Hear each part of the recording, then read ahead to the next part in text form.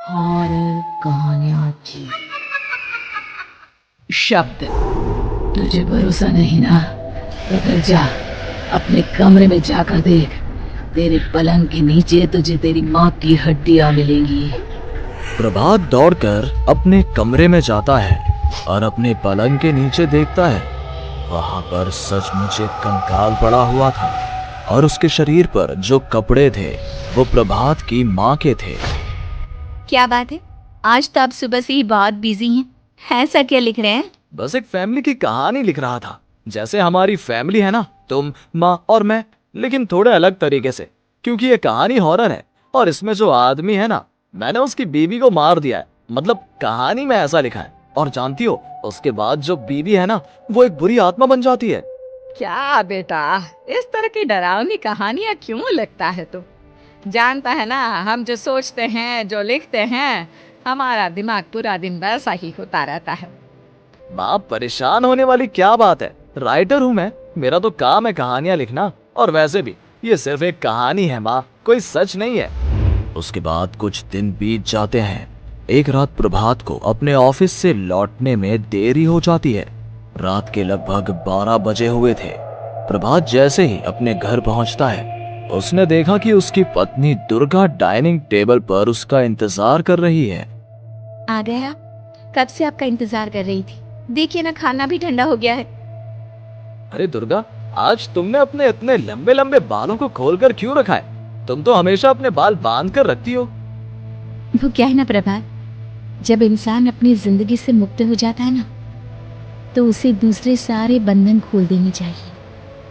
इसलिए मैंने अपने बालों के बंधन भी खोल दिए। ये तुम किस तरह की बातें कर रही हो? तुम ठीक तो हो? मैं बिल्कुल ठीक हूँ प्रभात। अच्छा चलिए खाना। वो क्या है ना दुर्गा, मुझे भूख नहीं है। ऑफिस में कुछ खा लिया था।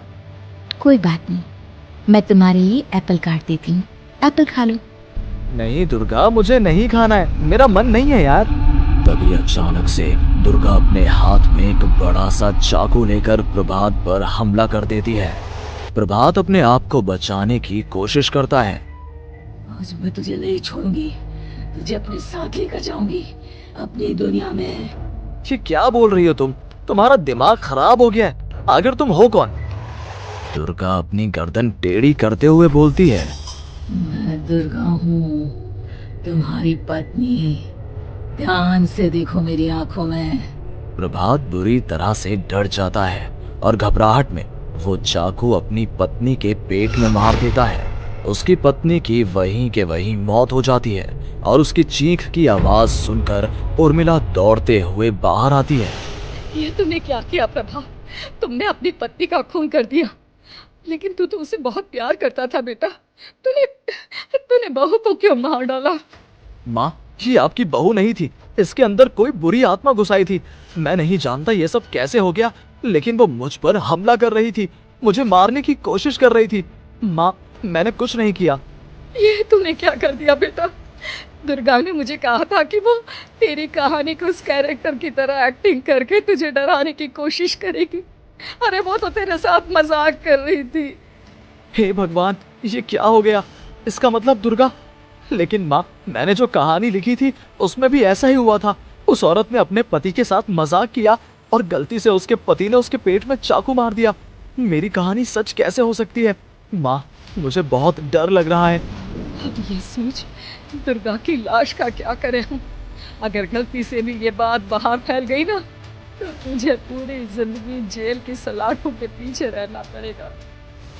एक काम करते हैं माँ, हम घर के पीछे वाले बगीचे में उसकी लाश को दबा देते हैं।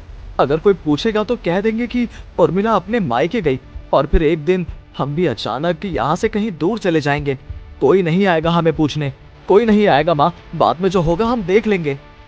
प्रभात अपनी माँ उर्मिला की मदद से दुर्गा की लाश को अपने घर के बगीचे में गाड़ देता है। कुछ दिन तो ऐसे ही बीत जाते हैं, लेकिन एक दिन अचानक रसोई से आ रही कुछ आवाजें सुनकर प्रभात की नींद खुलती है। प्रभात ने देखा कि वहां पर एक लंबे बालों वाली औरत दूसरी तरफ चेहरा करके खड़ी हुई थी। तो कौन है? कौन है वहां पर? अरे कौन हो तुम? मैं दुर्गा हूँ प्रभात। क्या हुआ? मुझसे इस तरह के सवाल क्यों कर रहे हो तुम? तुम दुर्गा नहीं हो सकती। दुर्गा तो प्रभात, मैं तुम्हारी पत्नी हूँ, तुम मुझे कैसे भूल सकते हो? 4 दिन के लिए मायके क्या चली गई, तुम तो मुझे भूल ही गए। अब अगली बार ना मैं कहीं नहीं जाऊंगी। पता चला तुमने तो मुझे पहचानने से ही इनकार कर दिया। नहीं, तुम दुर्गा नहीं हो सकती। तुम दुर्गा हो ही नहीं सकती। मैं जानता हूं ये सब क्या हो रहा है। मैंने अपनी कहानी में लिखा था कि उस आदमी की पत्नी की मौत के बाद एक बुरी आत्मा उसका रूप लेकर उसके घर में आ जाती है। तुम वही हो ना? और अचानक से खूबसूरत दुर्गा का चेहरा काला पड़ जाता है। उसकी आंखें लाल हो जाती हैं और पूरे शरीर पर बाल, लंबे नुकीले नाखून, उसके दोनों पैर उल्टे हो जाते हैं और बेहद डरावनी आवाज में वो चिल्लाकर कहती है, बुरी आत्मा, मेरा खून करके मुझे अपने ही घर में गाड़ कर तू मुझे बुरी आत्मा कह रहा है? मैं तुझे छोड़ूंगी नहीं। और अचानक से प्रभात के घर में बेहद डरावनी आवाजें गूंजने लगती हैं। घर में चारों तरफ बहुत सारी बुरी आत्माएं नजर आने लगती हैं। प्रभात घबरा कर अपनी माँ को आवाज देता है, माँ कहाँ है आप? जल्दी आइए माँ, देखिए ना ये सब क्या हो रहा है। प्रभात ने देखा कि अचानक से उसकी माँ कमरे से दौड़ कर आती है। क्या हुआ प्रभात? और ये लोग कौन है? इन सब की गर्दन टेढ़ी क्यों है? इनके बाल खुले हुए। हाँ प्रभात, ये सब लोग तो मुझे मरे हुए नजर आ रहे हैं। हाँ माँ, ये सब लोग मरे हुए ही हैं और ये ठीक वैसा ही हो रहा है जैसा मेरी कहानी में हुआ था। लेकिन मेरी कहानी के हिसाब से तो आप भी। अचानक से उर्मिला का रूप बदल जाता है। वो भी एक डरावने साए की तरह बन जाती है और बेहद डरावनी आवाज में चिल्ला चिल्ला कर कहती है, मर गई तेरी माँ। जानता है, कल रात जब तू सो रहा था ना, तो मैंने उसके शरीर का सारा खून पी लिया। अब बस हड्डियां बची है उसके शरीर में। नहीं, ऐसा नहीं हो सकता। ऐसा बिल्कुल नहीं हो सकता। मेरी माँ नहीं मर सकती। मुझे भरोसा नहीं ना? फिर जा, अपने कमरे में जाकर देख।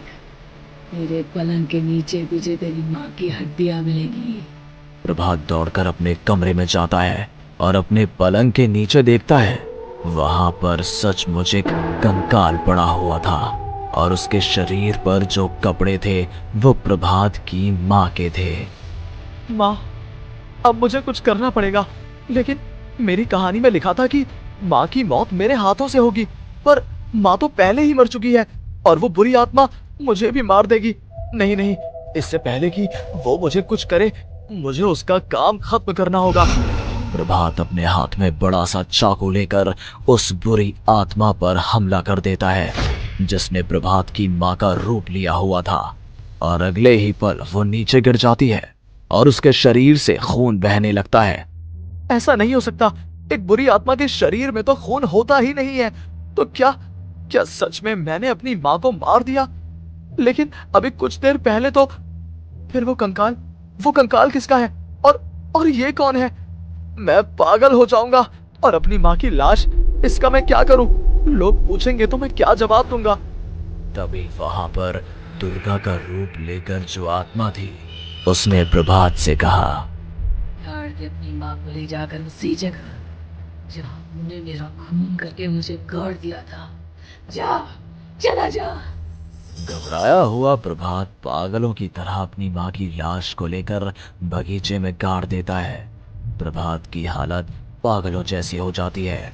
वो अपने आप को अपने घर में बंद कर लेता है। कहानी के हिसाब से तो आगे ये हुआ था कि कहानी लिखने वाले ने उन बुरी आत्माओं से डरकर आत्महत्या कर ली थी। तो क्या मैं भी मर जाऊंगा? क्या मैं भी आत्महत्या कर लूंगा? एक काम करता हूँ, मैं अपनी कहानी का अंत बदल देता हूँ। हाँ, ये मैंने पहले क्यों नहीं सोचा। मैं लिख दूंगा कि कहानी को लिखने वाला आत्महत्या नहीं करता, बल्कि कहीं दूर जाकर नए सिरे से अपनी जिंदगी शुरू करता है। यही सोचकर प्रभात ने अपनी लिखी हुई कहानी को बाहर निकाला और उसे पढ़ना शुरू किया। ये देखकर वो हैरान रह गया कि कहानी का क्लाइमैक्स तो किसी ने पहले ही बदल दिया था। ये क्या? इसमें तो लिखा हुआ है कि आखिर में उस लेखक की पत्नी और माँ दोनों बगीचे में जिंदा दफन थे। बुरी आत्माओं ने उनको कैद करके रखा था और वो लेखक अपनी माँ और पत्नी दोनों को जिंदा बाहर निकाल लेता है। लेकिन ये सब लिख किसने दिया? प्रभात दौड़कर बगीचे में जाता है और वहां पर खुदाई करना शुरू कर देता है। प्रभात देखता है कि वहां पर लकड़ी के 2 बड़े संदूक हैं और उनके अंदर से आवाजें आ रही हैं। प्रभात, प्रभात में चलो मुझे, अगर थोड़ी देर और होती तो वो मुझे छोड़ेगी नहीं। बेटा देखो, मैं इस बक्से के अंदर बंद हूँ, प्लीज मुझे बाहर निकालो, वो बुरी आत्मा किसी भी वक्त मुझे मार डालेगी। प्रभात वो दोनों बक्से बाहर निकालता है और अपनी पत्नी और माँ दोनों को आजाद करवा लेता है। लेकिन तभी वहां पर अचानक से एक बेहद डरावनी और खौफनाक दिखने वाली औरत आ जाती है। मुझे क्या लगा था इतनी आसानी से अपनी पत्नी और माँ को बचा लेगा। बस 5 मिनट और उसके बाद अमावस का चांद आसमान में आने ही वाला है। लेकिन तूने इन दोनों को बाहर निकाल लिया, अब तुझे मरना होगा। नहीं, मैं जानता हूँ मैं नहीं मरूंगा, और अब आगे क्या करना है ये भी मुझे पता है। प्रभात, ये बहुत खतरनाक है, हमें मार डालेगी प्रभात, चलो यहाँ से। नहीं दुर्गा, अब मुझे अच्छी तरह से पता चल चुका है कि इस बुरी आत्मा से हम कैसे पीछा छुड़वा सकते हैं। और इतना कहकर प्रभात अपने हाथ में पकड़ी हुई सिंदूर की थैली उस बुरी आत्मा के ऊपर उछाल देता है। कुछ ही देर में वो जमीन पर गिरकर राख में बदल जाती है। ये सब क्या हो रहा था बेटा? ये सब तुम्हारी लिखी हुई इस कहानी की वजह से हुआ है ना? नहीं माँ, पहले मुझे भी ऐसा ही लगा, लेकिन बाद में पता चला कि बरसों पहले हमारे इस बगीचे की जमीन के अंदर किसी को जिंदा गाड़ दिया गया था और बस उसी औरत की आत्मा हमें परेशान कर रही थी। उसी ने मेरे शब्दों में जान डालकर उस कहानी को जिंदा कर दिया था। मुझे माफ कर दो प्रभात, मैंने आपकी कहानी के साथ छेड़छाड़ की थी और उसे बदल दिया था। माफी मांगने की जरूरत नहीं है दुर्गा, तुम्हारे उस बदलाव की वजह से ही आज हम सब जिंदा हैं, क्योंकि आखिर में कहानी में वो हुआ जो तुमने लिखा था।